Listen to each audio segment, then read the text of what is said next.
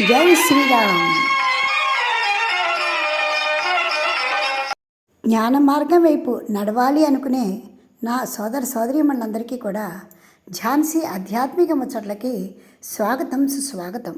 ఈరోజు మన ఈ గీతావాహిని ధారావాహికలో అష్టావక్ర గీత గురించి చెప్పుకుంటున్నాం. అష్టావక్ర గీతలో క్రిందటి సంచికలో అష్టావక్రులు జనక మహారాజుకి జ్ఞానం యొక్క స్వరూపాన్ని చెప్తున్నారు.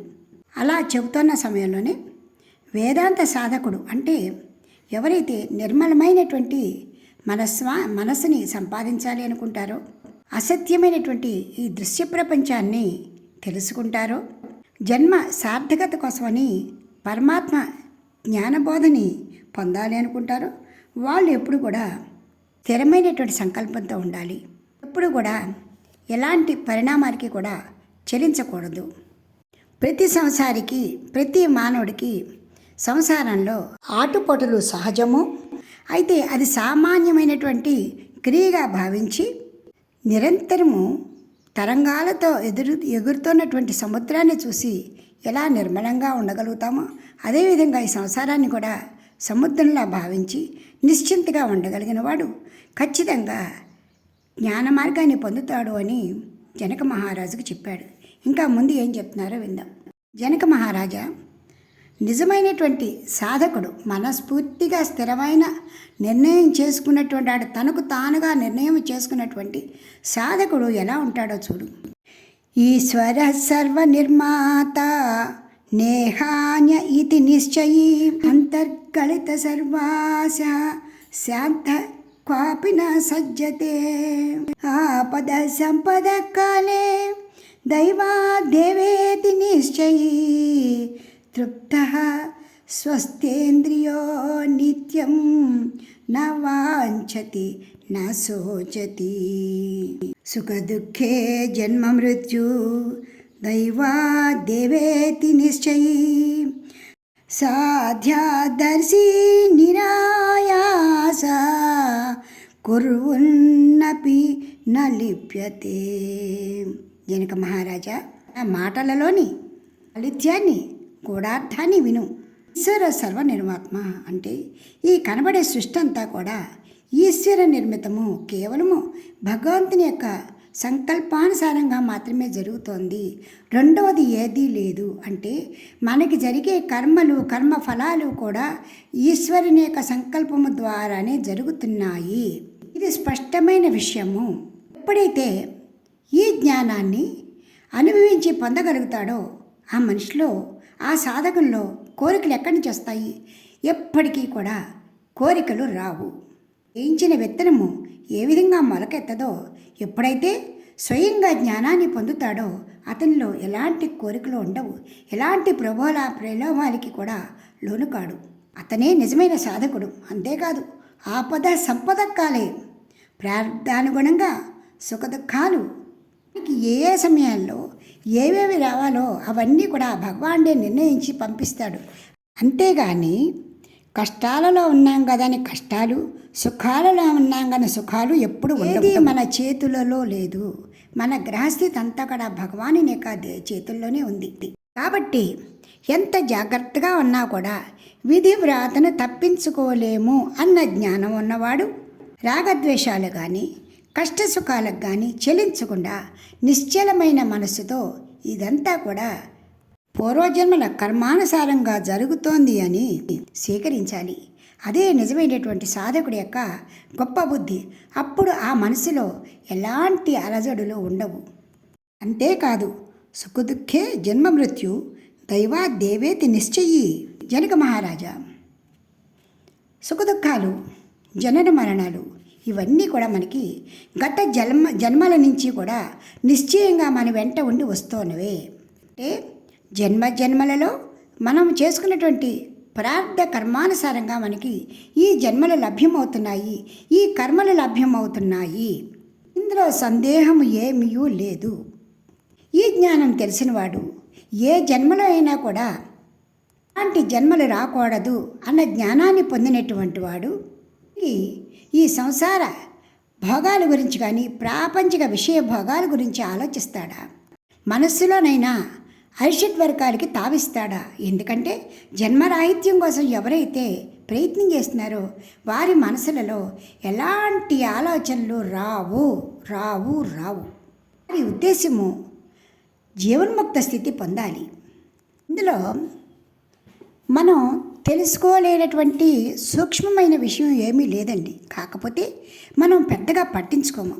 ఇప్పుడు పిల్లలు చదువుతూ ఉంటారు, వాళ్ళు యూనివర్సిటీ ఫస్ట్ రావాలి, క్లాస్ ఫస్ట్ రావాలి, నెంబర్ 1 ర్యాంకులో వెళ్ళిపోవాలి అని ఎప్పుడైతే అనుకుంటారో వాళ్ళ దృష్టి ఎంతసేపు కూడా ఆ చదువు మీద, ఆ పరిజ్ఞానం మీదే కేంద్రీకరించి ఆ టార్గెట్ రీచ్ అవటానికే ప్రయత్నిస్తారు. వారు అది సాధించేంత వరకు కూడా కృత నిశ్చయులే ఉంటారు. అయితే అప్పుడు మన కర్మానుసారంగా మాత్రం జరగదంటే అప్పుడు కూడా మన కర్మ మనకి ఆ యోగం పట్టే యోగం ఉంటేనే జరుగుతుంది, లేకపోతే అది కూడా జరగదు. దాని గురించి కూడా అనుకోక్కర్లేదు. ప్రయత్నం మాత్రం తప్పకుండా చేసి తీరాలి. అప్పుడే వాళ్ళు పొందాలి అనుకున్నటువంటి స్థితిని కనీసం చేరుకోగలుగుతారు.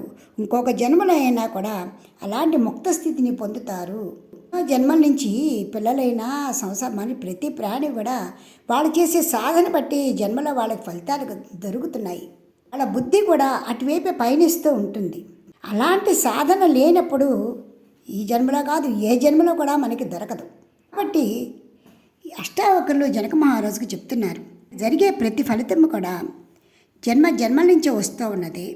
ఇప్పుడు నేను నిబ్బరంగా ఉన్నాను అని నీవు భావించి ప్రశాంతంగా ఉండకు. పొందినటువంటి జ్ఞానాన్ని అంటే ముక్తి సాధనని ఇంకా ఇంకా గట్టిగా స్థిరమైన దానితో దృఢంగా చేసుకో. అలా ఉంటూనే నీ నిత్య నైమిత్తిక కార్యక్రమాలన్నీ చెయ్యి. పాదరసంని ఏమి ఎలా ముట్టుకోవో నేను ఏ కర్మలో అంటకుండా నీవు నీ పనులని చెయ్యి. ఇప్పుడు నిజమైనటువంటి సాధకుడు అవుతావు. నీవు నిజమైన సాధకుడి యొక్క లక్షణం అదే.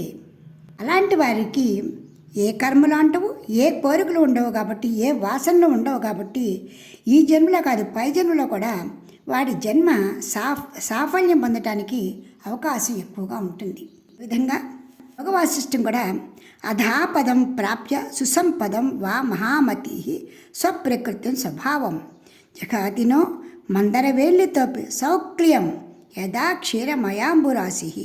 బాగా ఇచ్చాడు చూడండి అర్థం. ఇప్పుడు పాలసముద్రాన్ని మందర పర్వతంతో మదించి మదించి మదించి అమృతాన్ని పొందారు.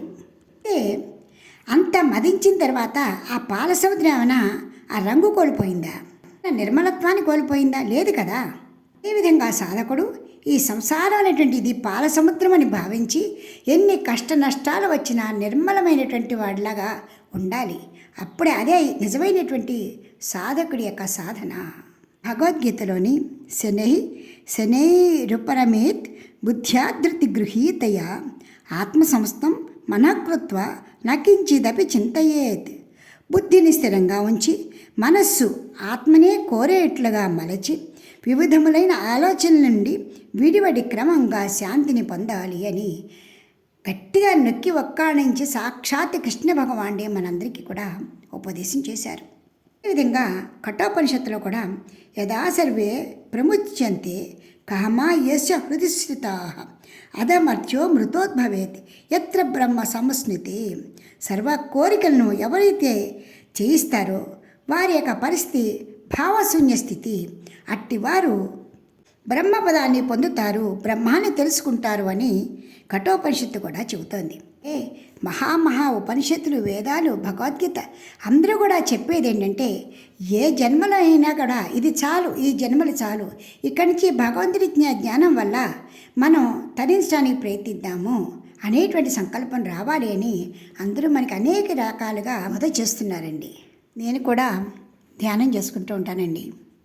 ఒకప్పుడు ధ్యానం చేసుకుంటూ ఉంటే నా మనసుకి ఇలాంటి ఆనందం కలిగింది. ఆ ఆనందాన్ని పాట రూపంలో మీ అందరికీ అందిస్తున్నాను. మనస్సు ఏ విధంగా ఆనందపడుతుందో, ఏ విధంగా ధ్యానం తనంతట తానే తెలియకుండా చేస్తుందో దానిని దీంట్లో వినండి.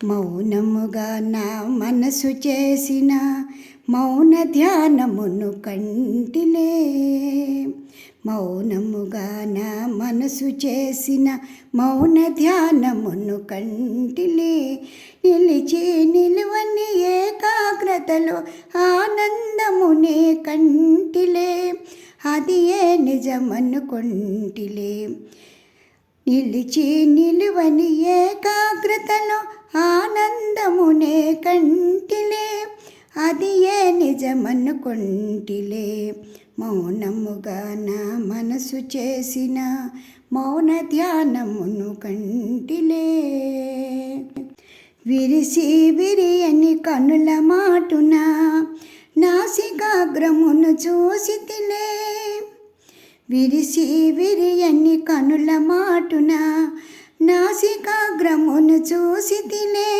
హృదయములో భాషించేనా జ్ఞాన కమలమును ఎరిగితిలే హృదయములో భాషించేనా జ్ఞాన కమలమును ఎరిగితినే సుజ్ఞాన కమలమును ఎరిగితిలే మౌనముగా నా మనసు చేసిన మౌన ధ్యానమును కంటిలే దేవదేవుని దివ్యధామమున ఓలలాడి మై మరచితిలే దేవదేవుని దివ్యధామమున ఓలలాడి మై మరచితిలే ఆనందములో ఆ రామచంద్రుని చరణ సన్నిధికి చేరితిలే ఆనందములో ఆ రామచంద్రుని చరణ సన్నిధికి చేరితిలే మౌనముగా నా మనసు చేసిన మౌన ధ్యానమును కంటిలే. సోదరిమణులారా, ఒకప్పుడు ఆనందంగా ధ్యానం చేసుకుంటుంటే ఇంత ఆనందం కలిగింది, తెలియకుండానే మనస్సు వికసించింది. ఆ భగవంతుని యొక్క సాన్నిధ్యంలో తన్మయ స్థితిలో ఉండగా నేను ఈ పాట రాసుకున్నాను. ఎందుకంటే ధ్యానం అంటే ఎలా చేసుకోవాలి, ఎలా మనని మనం నిమగ్నం చేసుకోవాలి అని తెలపడం కోసమని ఈ పాట నేను మీకు అందిస్తున్నాను. అందరూ కూడా మనకి భగవంతుడు ప్రసాదించినటువంటి ఈ సంసార జీవితాన్ని పూర్తి చేసుకుని భగవంతుని కోసం మాత్రమే ఈ మిగిలిన జీవితాన్ని అర్పించడం కోసం ప్రయత్నిస్తున్నాం. భగవంతుడు మనకి ఇచ్చినటువంటి ఈ అవకాశాన్ని పూర్తిగా వానప్రస్థ జీవితము అన్నట్టుగా మన శరీరానికి పని ఉన్నప్పుడు కూడా మనసుని వానప్రస్థ జీవితంలోకి అర్పిద్దాం. దానికి జనక మహారాజు ఆ విధంగా కోరుకుంటూ ఉంటే అష్టావక్రులు ఎంత ఓపిక చూస్తున్నారు. అష్టావక్రులు జనక మహారాజుకే కాదు మనందరికీ కూడా ఆయన చక్కటి బోధన చేస్తున్నారండి. ఆ విధంగా మనందరూ కూడా పరవశిస్తూ తరిద్దాం. జై శ్రీరామ్. ఇప్పుడు స్వస్తి. వచ్చే సంచికలు ఇంకా ఏం చెప్తున్నారో విందాం. నిజానికి ఇది ఈ అధ్యాయం అని ఈ పుస్తకం అని కూడా జ్ఞానభాండాగారం అండి. వచ్చే సంచికలో మరికొంత ఆస్వాదిద్దాం. ఇప్పటికి స్వస్తి. మీకు ఈ వీడియో నచ్చితే లైక్ చేయండి, షేర్ చేయండి, సబ్స్క్రైబ్ చేయండి.